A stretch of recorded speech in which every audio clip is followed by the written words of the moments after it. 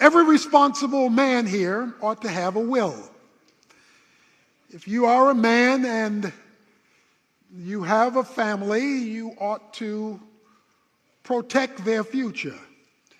And that comes through having a will.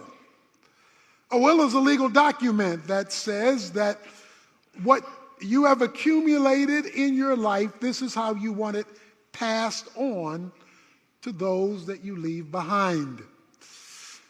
To not have a will is to say, I want somebody else to determine where what I have been able to accumulate, the assets of my existence, I want somebody else to determine where they go, how they are distributed, and where they wind up. But a responsible man wants to be ahead of that and make the determination of where their assets are to go. You see, to create a will is saying you are future-minded. You won't always be here. So you're going to be thinking about tomorrow, today, in your financial or asset planning. Unfortunately, what many do not understand is that there are not only wills of physical assets, there are wills of spiritual assets. What you pass on generationally that has spiritual value attached to it. And unfortunately, many men who don't even bother to pass on physical assets refuse to pass on spiritual assets, one or both, because they're not future-minded. And as a result of not being future-minded, there is chaos in the future because there was not clarity set forth in the present. The Bible has a lot to say about legacy, about what is passed on to the next generation and beyond. In fact, Proverbs chapter 13, verse 22 says, a good man leaves an inheritance to his children's children. Translation, a bad man leaves no inheritance to his children's children.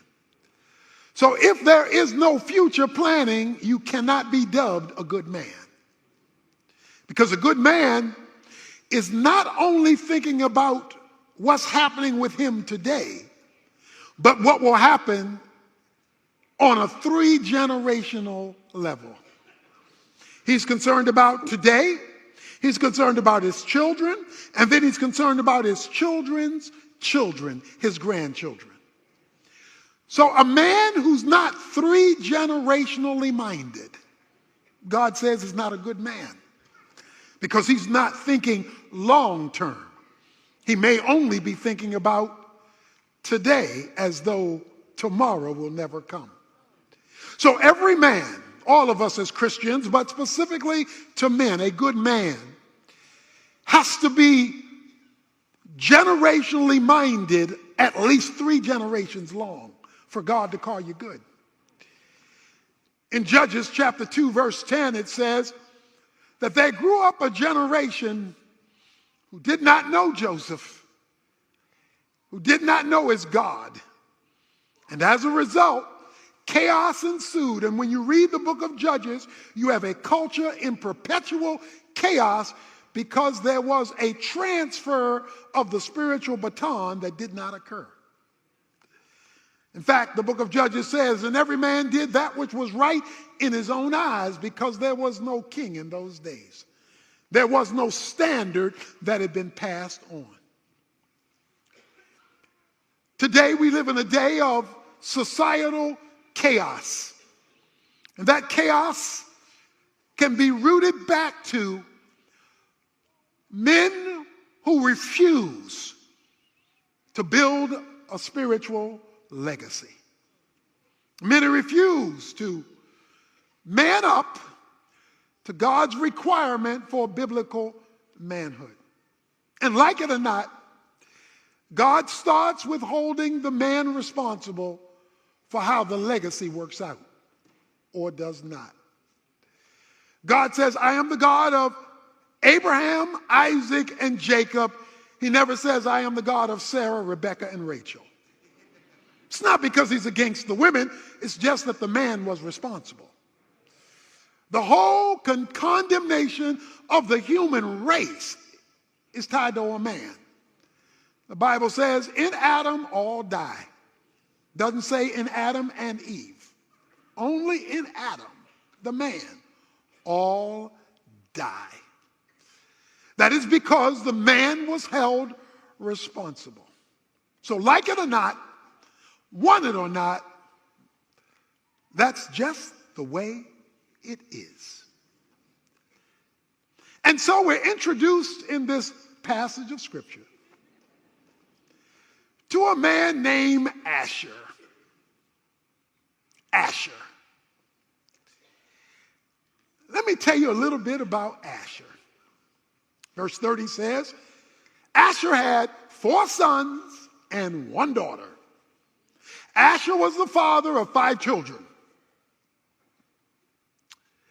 And when we end the story of Asher, as you'll see, he comes out pretty good. But he didn't start that way. You see, Asher is the 7th son of Jacob. He is the first son of Zilpah, the 7th son of Jacob. If he's the 7th son of Jacob, that means he's been raised in a dysfunctional family. Because as far as Jacob's family was concerned, Papa was a rolling stone. Wherever he laid his hat was his home. Because Jacob had 12 kids by 4 different women. Jacob created chaos in his family. Asher, the 7th son of Jacob, participated with his brothers in putting Joseph into the pit. So he was part of the conniving group of siblings that wanted to ruin their brother's life. His daddy, Jacob, was known as the trickster or deceiver. He knew how to game. And so he played games all of his life, and that rolled over to his children. So Jacob, the patriarch, created havoc in his family due to his deception. It rubbed off on his boys. His boys destroyed or tried to destroy one of their brothers. He wasn't raised in a good, healthy home environment. It wasn't the kind of environment that would have been inducive to an orderly family structure. There are men here, and since he had a daughter, there are women here who have been raised in dysfunctional families. Well, before you ever get to 1 Chronicles chapter 7, that's Asher. That's his history and his background. It's not a pretty one. It's not to be one to be proud of. But somewhere along the line, there was a transformation that occurred in the life of Asher. Because when we read about him here in 1 Corinthians chapter 7, we're going to give you some good news. So the good news that I want to give all of us here today, especially the men, but the principle applies to all of us, is that your past doesn't have to determine your future.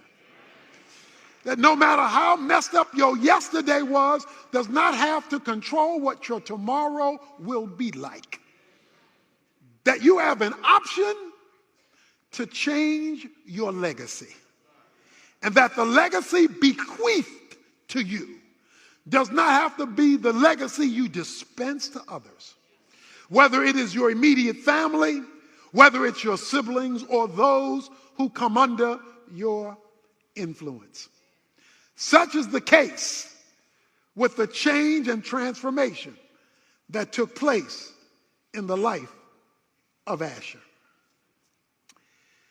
Well, let's go to verse 40, because we'll see four things of Asher's impact and his legacy that ought to be true of every man and every head of household who is here.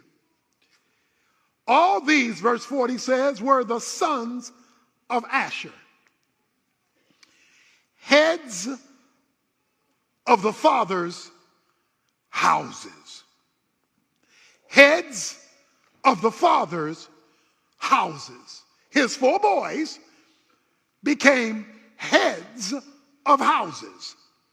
They became leaders in their family. Head of a house is a leader of a home. Whatever Asher did when he got right, so influenced his four boys that they were able to take up responsible reins in their own families. It says that his sons became heads of households, that is, leaders within their home, that is, they were willing to own the responsibility for the family. The government's not supposed to raise your children. The neighborhood is not supposed to raise your children. The father in the Bible raises the children, Ephesians 6:4. Fathers raise your children. The man has to own it. He raised his sons to be leaders, to be responsible. As one woman said to her husband, if you're not going to wear the pants, then go to my closet and pick out a pair of mine. That is to own the biblical, responsible role of headship. You say, I haven't seen it. I don't know what it looks like. Then like anything you need to know about, you learn it. But what you don't do is ignore it. Because every man has been called, if he has a family, to operate as head, the responsible person in it. Now, that does not mean you're the most gifted. Your wife may have greater leadership skills than you. She may have better organizational skills than you. But that has nothing to do with headship. Headship is not the most skilled person. It's where the buck stops. It's the responsible person. So God has given you the office. While you hold the office, you learn the gifts of those for whom you're responsible, and you maximize those gifts so that your office looks good. Headship is responsibility. Headship also involves direction. It involves direction. Whether it's a president or the head of a company or the head of a church or whatever, headship means you are casting a direction so that people know which way we're going. If you're lost and you got folk following you, they're going to be loster. Since they don't know where you're going, they're either going to follow you nowhere or decide they don't want to go nowhere. They'd rather go somewhere, so they create their own vision. To be a head means that I want to be in close proximity with God so that God can speak to me by his Holy Spirit and give me direction so that those following me will have a place to go. So if God can't give the man clarity, then those following him, Joshua says in Joshua 24:15, as for me and my house, we will serve the Lord. I'm going to set the spiritual, which is the most important, the foundational, the biblical direction. And what that means is that you're not following the crowd. So you're picking up your cues from him. So Asher recovered in some way, and he raised his sons to be heads of households with fire and vision. If you're going to be the head, you just can't see the acorn. You got to look at the oak. You got to see bigger than what is, yeah? Things are not looking good, but me and God got to get together and we got to find out how he wants us to fix this, correct this, straighten this, reorient this. Why? Because you just said you the man. You say you the man. Well, if you the man, you got to man up in a responsible biblical way. The second thing we find out about Asher's sons is he calls them choice men. Choice men. That means cream of the crop. Choice men. They weren't run-of-the-mill guys.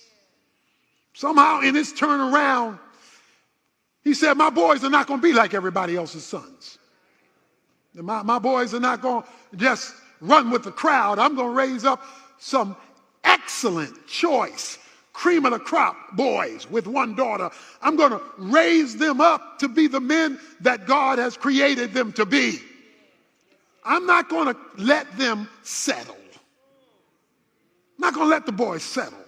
They're not going to be just like everybody else. They're not going to come in here talking about what my friends say if their friends are wrong. I'm not going to let them hang out with anybody because they're going to be excellent, which means I'm going to give them a standard to shoot for. I ain't going to let social media, I'm not going to let Twitter, I'm not going to let Instagram, I'm not going to let Facebook set my kids' standard. I'm going to raise some choice boys up in here, up in here. There's going to be a divine standard that I give them, that I want to model before them, that I want to teach them, that I want to expose them to. He says his boys became choice boys. High character, high integrity, high standards. The third thing it says about Asher's sons, he speaks in particularly of, he says they were mighty men in verse 40. Mighty men. They were raised to be warriors. Mighty men. Not mediocre men. These are some mighty dudes. They were raised to be warriors. See, you have to understand, we're in spiritual warfare here. We're in a war. You now have to fight for your kids. Well, right now, you and I live in a post-Christian era. It's called postmodernism, where the absolute standards of right and wrong no longer apply. So people are making up their own rules as they go along of what's right and wrong. So you better not just send them out to play with anybody. You do have to watch what they're being taught in school. And so he raised warriors. You've got to go to war. You've got to fight. He says he raised warriors, men who would fight, who would battle for his kids, his family, and who would be willing to take the hit. Fight for your kids. Fight for the future. Wage spiritual warfare. You take them before the throne of grace. You take them, you have devotions with them. You pray over them. Go to war because the devil is going to war for them. He says he raised his sons to be warriors, to fight for that which was right. And then he says, fourthly, he raised them to be mentors, because he says, heads of the princesses. He raised them to be mentors. You see, a prince is a king in waiting. He says they were heads of princesses. They were raising future kings. He says they were mentored. They were raised as princesses, that is, positioned for future kingship. And so the question is, what level of mentoring are we giving our kids? And remember, to the third generation, our grandkids. Many a young man has been spiritually castrated because he's not been given a sense of his royal standing in the family and most importantly with the Lord. They've been duped and ripped because there's no godly male figure who loves God, who loves them, who gives them a biblical worldview, and who spiritually imparts to them so that they take all of God into all of life, into all of their world. But the good news is that God can change your yesterday, no matter how messed up it is, and give you a different tomorrow. I know your daddy wasn't there, or he was a bad daddy that was there. I know you've had bad experiences and you've had sins and rebellion. I know all that, but then all you are is just give yourself a name. Call yourself Asher. Because you got some dysfunction in your history. But the good news is he shows up in chapter 7 of 1 Chronicles, a brand new man. So your yesterday doesn't have to control your tomorrow. Because look at how this thing closes. It says at the end of verse 40, and the number of them enrolled by genealogy for service in war was 26,000 men. Oh, wait a minute now. We started off with one man, 4 sons, and 1 daughter. But by the time this man got through, he got 26,000 in his legacy that are ready to go to war. See, you just can't be thinking about you. You got to be thinking about the generations behind you, and you got to build yourself an army of men and women. That meant women were in it because more boys were being born, and so you got to build yourself an army. The problem is Satan has been building his army while God's army has been shrinking. So we got to build an army, 26,000 men. You got to have a bunch of folk who take a stand with God and with one another.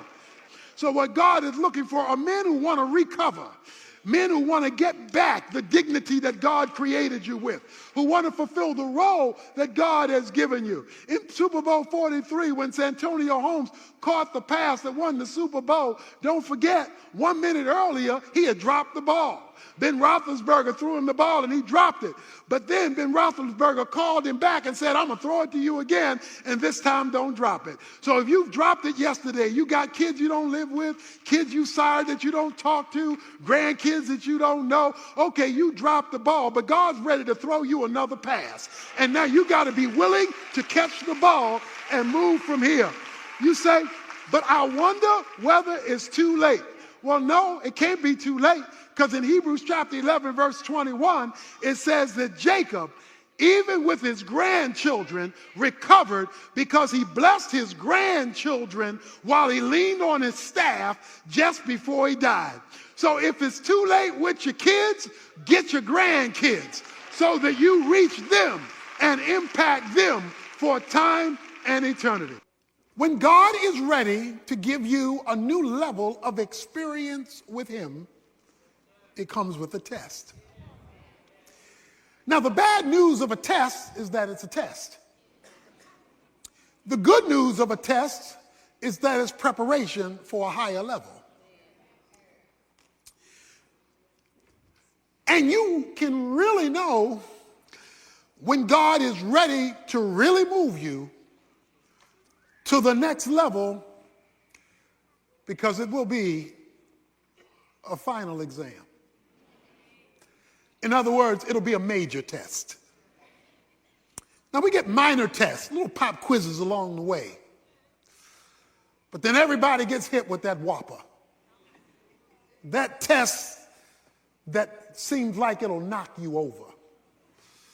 It's a major exam because God is ready to move you to a major level. So today we want to look at the test of faith. Abraham's final exam. The author of Hebrews tells us that it came when God asked Abraham to offer up Isaac, which took place in Genesis chapter 22.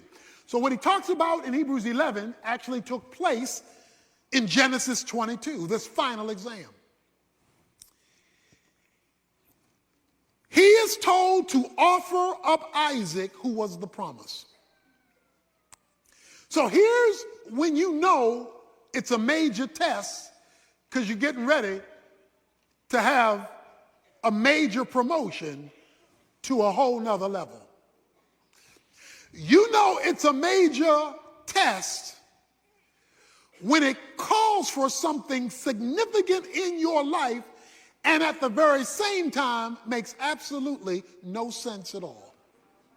In Genesis chapter 22, where the story is unfolded for us in that chapter in detail, God tells Abraham these words. He says to Abraham in Genesis chapter 22, now it came about, verse 1, after these things that God tested Abraham and said to him, Abraham, and he said, here I am. And he said, take now your son, your only son, whom you love, Isaac, and go to the land of Moriah and offer him there as a burnt offering on the mountain of which I will tell you. That made no sense. How do you worship God when God is doing a number on you? How do you worship God when he has disappointed you? How do you worship God and go to the altar when you believe he has failed you? God, how do I go to church today? Listen, I don't feel like worshiping today. Not in light of what you're asking of me, demanding of me, instructing me, calling me to do. Because what you are asking is too deep. But it says Abraham got up. There's another thing you need to observe. It says, get up and go to the mountain, to the place I will show you. He had to obey without all the details. I will only give you more details when I see you moving. See, one of the reasons that we do not see more details from God is he can't get us to move from where we are. Faith is measured by movement. If there is no movement, there is no faith, no matter how faith-ish you feel. So it says Abraham got up. And now the plot thickens. When he gets up, I want you to keep this verse in mind, verse 4. I'm just going to read it right now. We're going to pick it up in a minute. Verse 4 says, on the third day, Abraham raised his eyes and saw the place from a distance. Let me read verse 4 again. Verse 4 says, on the third day, Abraham raised his eyes and saw the place from a distance. Somebody say third day. On the third day, Abraham raised his eyes and saw the place from a distance. He tells the young men, the servants who help carry the load, y'all stay here. I and the lad will go up and we will worship and return to you. Well, wait a minute now. Abe, God just told you to go kill him. Abe tells the boys, I'm going up here to worship. You boys stay here, me and Isaac. We're going up here to worship. And when we finish our church service, me and the lad will come back. Wait a minute now. God just told you to kill him. Y'all stay here. I'm going up here, take care of what God told me to do. And when I finish what God told me to do, me and the boy will see you afterwards. But God told you to kill him. So what you mean? We coming back to see you afterwards. See, when you're called to faith, you got to speak the truth in the midst of the contradiction of the circumstance. Hebrews 11 says the reason he said that was because he believed God was even able to raise the dead. That's what Hebrews 11 says.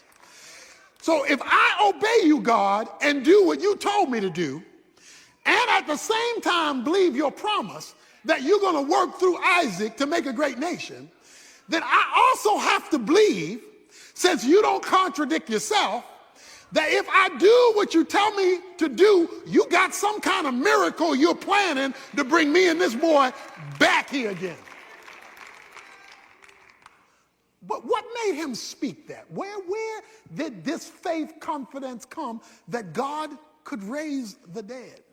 Well, you recall, Sarah's womb was dead. And Abraham couldn't function no more at 100 years old. And God created a hookup. And the miracle baby of Isaac was born. He had seen what God could do in raising a womb. So he figured the same God could raise a son. So when God calls you to a major exam, don't forget what he did in the quizzes. Don't forget what he did yesterday when he moves you to a bigger challenge tomorrow. Because if it's bigger today than what he did yesterday, it's because he's moving you to a new grade level, a higher experience with him. And so they make their way to the place that God said. So Abraham now is talking to Isaac. Isaac says to his father, my father, verse 7 of Genesis 22, here I am, my son. He said, behold, I see the fire, I see the wood, but I don't see the lamb. Every other time we went to church, we had a sacrifice. But today, you ain't bring a lamb. What's up, Dad? Dad looks at his son, can't say anything. You know what he says?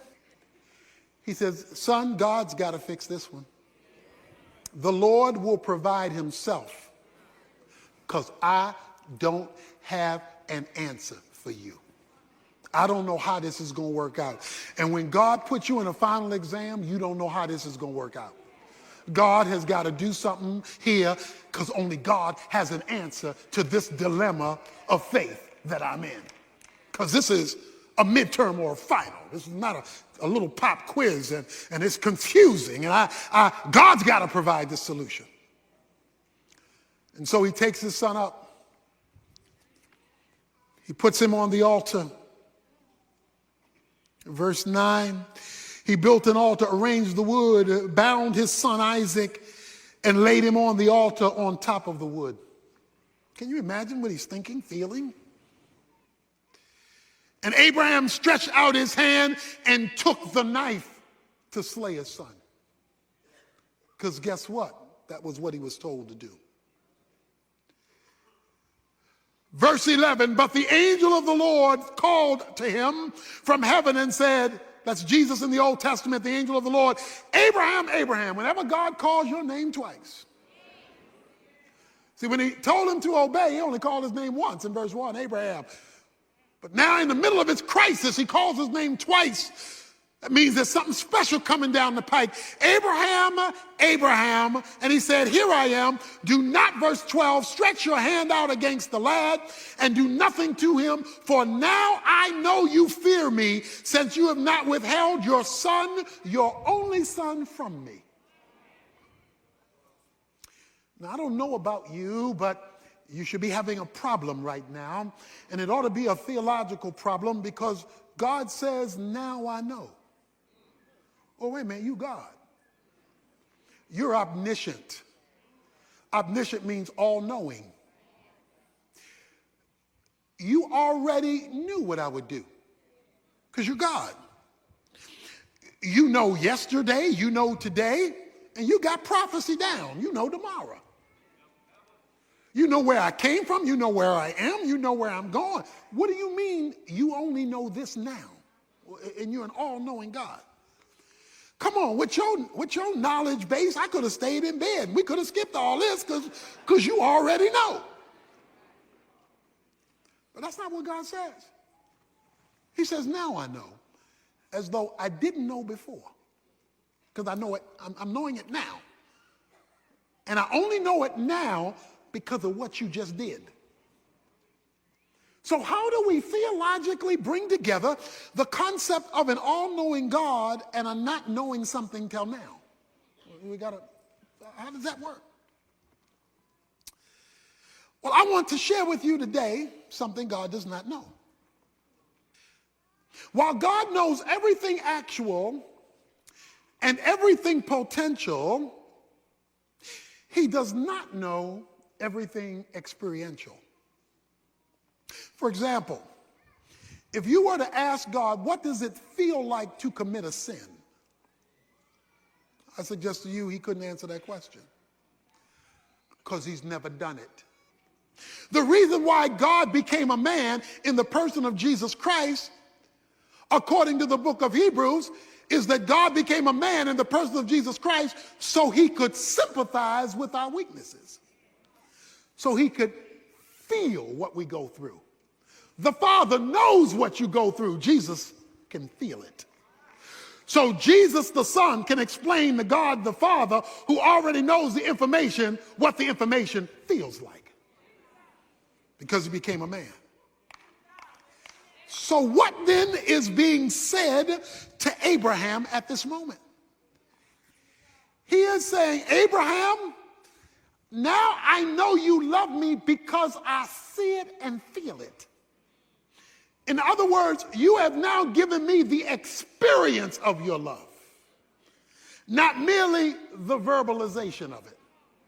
Sacrifice your son, the son whom you love, your only begotten son. Do you love me more than him? That's a final exam.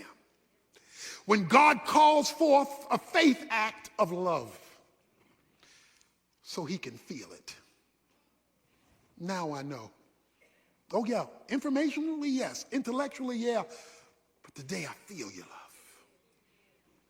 And I feel it because of your choice of me over the thing you love most in life. What is your Isaac?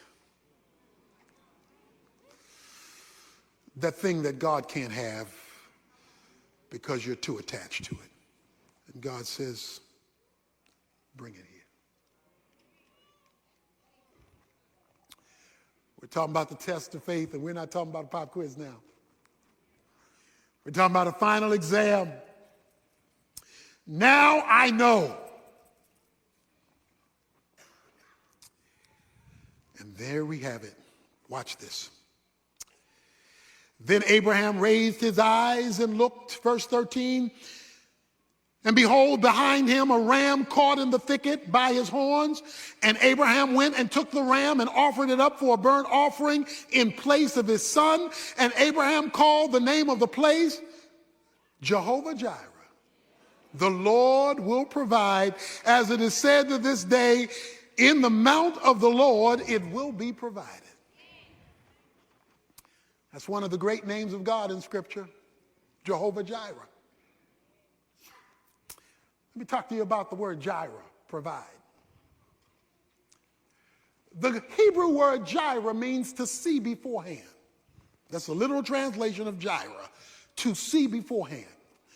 What you get to see in his provision, you get to see it because of what he's already seen in his prevision. So he precedes what you're going to be provided. What you're provided over here when he comes through, he's already seen over here before you get to it. So while Abraham is coming up one side of the mountain, a ram is coming up another side of the mountain. God precedes before he provides. But what he provides, he's already preceded. So you're going to be the surprise one, not him, because when you're shocked by what he provides, it's only going to come because of what he's preceded. This is the quietest rams in the history of rams caught in a thicket. When a ram is caught in a thicket, it's moving and jerking to get out of being caught. This is the quietest ram in history. The ram is in the vicinity of the sacrifice because it says he looks up and saw the ram. So God keeps the provision quiet, even though he has already made prevision in advance, because he's seen beforehand what he's going to do that you don't see yet. The question, when you face this trial, is how can I move from God's prevision and get a hold of my provision? Until he completed his obedience, prevision didn't become provision. Whatever God is going to do in your life and circumstance, he has already pre-seen, but you won't see it provided until you have completed what he's asked you to do. Most Christians are part-time saints. They'll do a little something, something and wonder why God hadn't come through yet. But the question is, have you finished what he's asked you to do? So if you take 50 years to finish it, it may take 50 years for you to see his provision. If you delay obedience, you delay prevision becoming provision.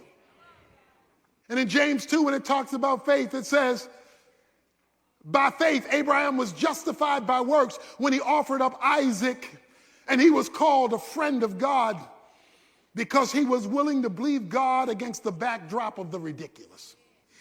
God says to him, verse 15 of Genesis 22, then the angel of the Lord called to Abraham a second time from heaven and said, by myself I have sworn, declares the Lord, because you have done this thing and have not withheld your son, your only son. Indeed, I will greatly bless you. I will greatly multiply your seed as the stars of heaven and as the sand which is on the seashore, and your seed shall possess the gate of their enemies. In your seed all the nations of the earth shall be blessed, because you have obeyed my voice. He says, Abraham, I got it now. I got it. Because you've obeyed my voice in the final, in this tough thing I've asked you to do, I got it from here. I'm going to swear by it.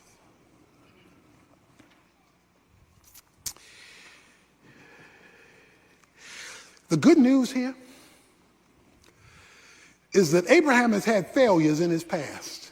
He's blown it a few times over these 25 plus years.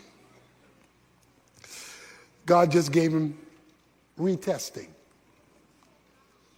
Some of us are here today and we've been retesting. God says, I'll wait till you pass. Because I want to give you an experience with me. You want the provision. I want the experience.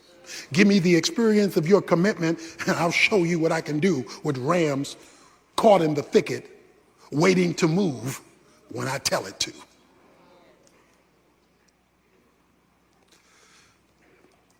But that raises a question. On this journey of faith, you're struggling, you're walking with your Isaac, you're holding Isaac's hand. You're holding that situation by the hand, and God is telling you to kill it even though you love it. And you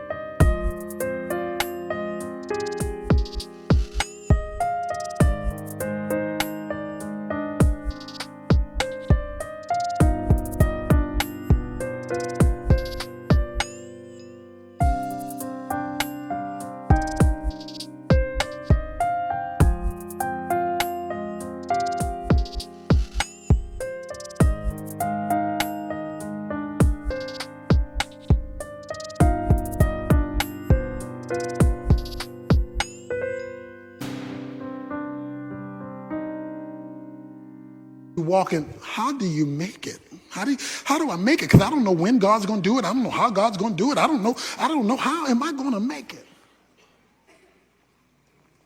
Remember verse 4? It says on the third day,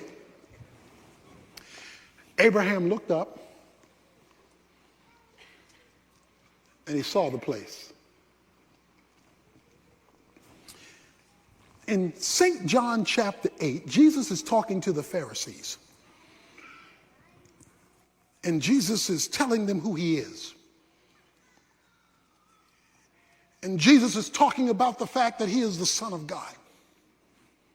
And the Pharisees are looking at him like he's crazy and saying, you aren't even 50 years old, they say. You aren't even 50 years old. And you're talking about Abraham like you know him. You're not even 50 years old. What are you talking about Abraham? And Jesus said, before Abraham was, I am. That's the Old Testament name for God. Moses said, who shall I tell you sent me? He said, you tell him I am sent you. That's the name for Yahweh. So Jesus says, before Abraham was, I was God. Okay? In fact, Jesus goes on to say, in the last few verses of John chapter 8, he says, watch this, Abraham saw my day and was glad. Genesis.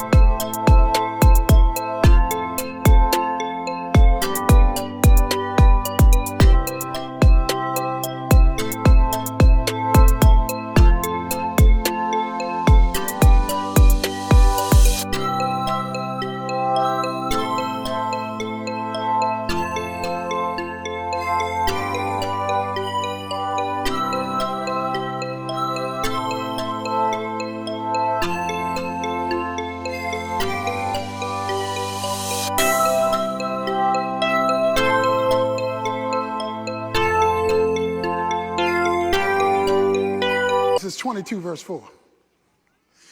Abraham is on his way to Mount Moriah, and he looks in the distance, and he sees something. Jesus in the New Testament tells us what Abraham in the Old Testament saw. Jesus said, Abraham saw my day. What day did Abraham see? Let me tell you a little secret. Mount Moriah is located a few hundred yards from Mount Calvary. There are just a few hundred yards that separate Mount Moriah from the hill of Golgotha. Jesus said, Abraham saw my day, and he smiled. So Abraham is walking to kill his son, looks up, and goes, yeah.